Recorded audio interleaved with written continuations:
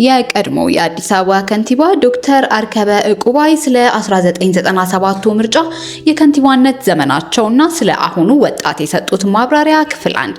የአዲስ አበባ ከተማ ከንቲባ ዶክተር አርከበ ዕቁባይ በአፍሪካን ፐልስ የመገናኛ ብዙሃን ላይ ቀርበው ባደረጉት ቆይታ ስለ 1997 ምርጫ መነሻ ሰበቦች፣ በከንቲባነት ዘመናቸው ስለነበረው ተግዳሮት እንዲሁም ስለ አሁኑ ትውልድ የፖለቲካ ንቃተ ህሊና ሰፋ ያለ ማብራሪያ ሰጥተዋል።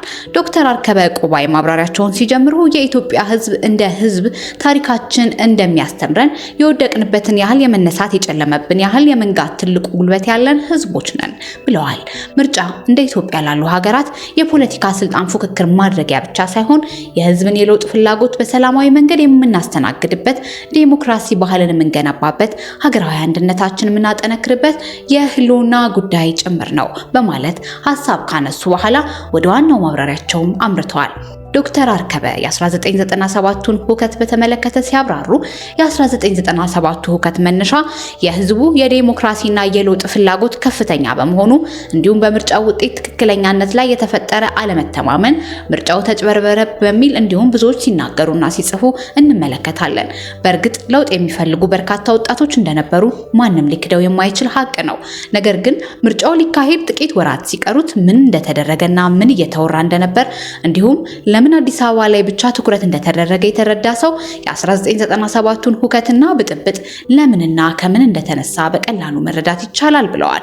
አክለውም ከምርጫ 2 እና 3 ወራት በፊት የነበረውን ሁኔታ ሲያስታውሱ ኢህአዴግ ወጣቶችን እያፈነና እያሰረ ነው፣ ብሔር ተኮር ማንነት ወንጀል እየተፈጸመ ነው፣ ሰዎች በማንነታቸው ምክንያት እየተገደሉና እየተረሸኑ ነው፣ ሰው ወጥቶ በሰላም መስራት፣ መግባት፣ መንቀሳቀስ አልቻለም፣ እንዲሁም የኑሮ ውድነት በእጥፍ እየጨመረ በመምጣቱ መኖር አልተቻለም የሚሉ የተለያዩ የሐሰት ወሬዎች ይነዙ ነበር። ከዚህ አልፎ በከንቲባ ጽሕፈት ቤት በር ላይ ሰው ተገደለ እስከ ማለትም ደርሰው ነበር በማለት አስታውሰዋል። በማያያዝ እነዚህ ከምርጫው በፊት ወጣቱን አስቀድሞ ለሁከት ለመቀስቀስ ሲባል ምንም ሳይፈጠር የተፈበረኩ ውሸቶች ነበሩ። የዚህ ሁሉ ድምር ውጤትም የ1997ቱ ምርጫ በኢትዮጵያ ታሪክ ጥቁር ጠባሳ ጥሎ ያለፈ ታሪክ እንዲሆን አድርጎታል። ምንም የማያውቁ ንጹሃን ወጣቶች በፖለቲካ ሻጥር የተገረፉበት፣ የታሰሩበትና የተገደሉበት ነው ያሉት አርከበ ያቺ ቀን የፖለቲካ ሴራን የማይወድ ሰላማዊ ሰው ሁሉ የማይመኛት ክፉ ቀን ነበረች በማለት ገልጸዋል። ሲቀጥሉም አዲስ አበባ ላይ ትኩረት ያደረጉበት ዋና ምክንያት በመጀመሪያ አዲስ አበባ ከተቆጣጠርን በኋላ ሌሎች ክልሎችን በሂደት እንቆጣጠራለን የሚል ግምት ስለነበራቸው መሆኑን ጠቁመዋል። በወቅቱ ስለነበረው የስራ ፈተና ሲያነሱም እኔ የአዲስ አበባ ከንቲባ በነበርኩበት ጊዜ የነበሩ አንዳንድ አመራሮች እኛ ታግለን የከፈልነው እንደምና ላብ አለ፣ ብዙ ዋጋ ከፍለናል በሚል ሰበብ ለአዲስ አበባ ከተመደበው በጀት በላይ ቢያንስ 20% ለራሳቸው ይወስዱ ነበር በማለት ተናግረዋል።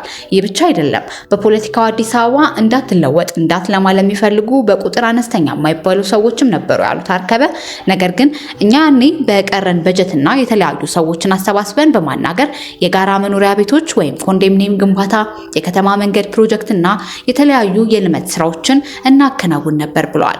ዶክተር አርከበ ስለ አሁኑ ትውልድ ያላቸው ምልከታ ሲያካፍሉ የኢትዮጵያ ሕዝብ እንደማንኛውም ሕዝብ ልማት ይፈልጋል። አንተ ልማት ከሰራህለት፣ መንገድ ካሳየኸው የአሁኑ ወጣት ማንም አፍራሽ ኃይል የሚሰማ አይደለም። ነገሮችን ቀድሞ የሚያስብና የሚያሰላስል እንዲሁም ሁሉን ነገር በእጁ ባለው የመረጃ መረብ መርምሮ የሚያይ ወጣት ነው ያለን። እንደ ድሮ ጥቂቶች ህዝቡን ወጣቱን እንደ በግ የሚነዱበት ዘመን ያለፈ ይመስለኛል ብለዋል።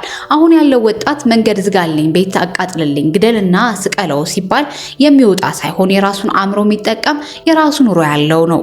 ሌሎችን ብሎ ህይወቱን የሚሰጥ የሰዎችን ንብረት የሚያቃጥል መሰረተ ልማቶችን የሚያፈርስ መስታወት የሚሰብር ወጣት አሁን አታገኝም በማለት እቅጩን ተናግረዋል። በመጨረሻም በቅርብ ጊዜ ስለነበሩት ሀገራዊ ፈተናዎች ሲናገሩ ይህ የምናገረው ባለፉት ወራትና ዓመታት የተነሱ አጀንዳዎችን ስለተመለከትኩ ነው። የተረዳሁት አንድ ነገር ቢኖር መሰረተ ልማት ማፍረስ ይቅርና እርስ በርሳችን እንድንበላላና እንዳንገዳደል ሆን ተብለው የተፈበረኩ አጀንዳዎች ተፈጥረው ነበር። ነገር ግን ተመልከቱ፣ ምንም ነገር ኮሽ ሳይል እዚህ ደርሰናል። እንደተነሱት አጀንዳዎች ቢሆን ኖሮ ዛሬ እንዲህ ብለን ስለ ኢትዮጵያ ማውራት አንችልም ነበር።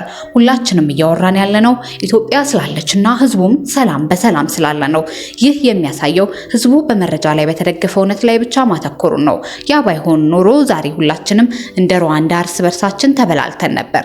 ኢትዮጵያ ውስጥ ያልተነሳ ምን አለ? ሃይማኖት፣ የማንነት ተኮርና የዘር ፖለቲካ፣ እነዚህ ሌሎች ጉዳዮች ተነስተዋል። ነገር ግን ህዝቡ እውነቱን በመረዳት ሁሉንም አልፎታል በማለት ማብራሪያቸውን አጠናቀዋል። እንኳን ደህና መጣችሁ ወደ ማልቲቪ። ዜና፣ መዝናኛ፣ ወቅታዊ ጉዳይ ሁሉም በአንድ ቦታ ፈጣንና